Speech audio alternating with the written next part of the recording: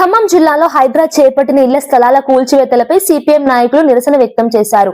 వెలుగుమట్ల భూదాన్ భూముల్లో పేదల ఇళ్లను కూల్చివేయడం వెంటనే నిలిపివేయాలని డిమాండ్ చేస్తూ సిపిఎం ఆధ్వర్యంలో ఆందోళన నిర్వహించారు.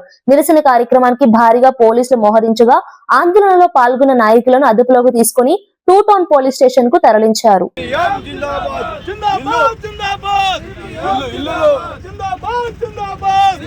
కలెక్టర్ కార్యాలయం పక్కన ఇల్లు వేసుకొని అనేక సంవత్సరాల నుండి నిరుపేదలు జీవిస్తున్నారు.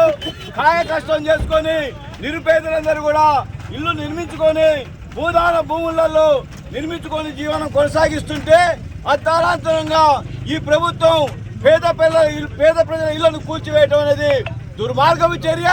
వాళ్ళందరూ పసిపిల్లలతోటి కుటుంబాలతోటి నిర్వాసితులవుతున్నారు కాబట్టి ప్రభుత్వం వెంటనే స్పందించి వారందరికీ పక్కా ఇల్లు నిర్మించి ఇవ్వాలనేది సిపిఎం పార్టీ డిమాండ్ చేస్తూ ఆ నిర్వాసితులకి మద్దతు తెలియజేస్తూ ప్రభుత్వం వెంటనే స్పందించాలని మేము డిమాండ్ చేస్తున్నాం.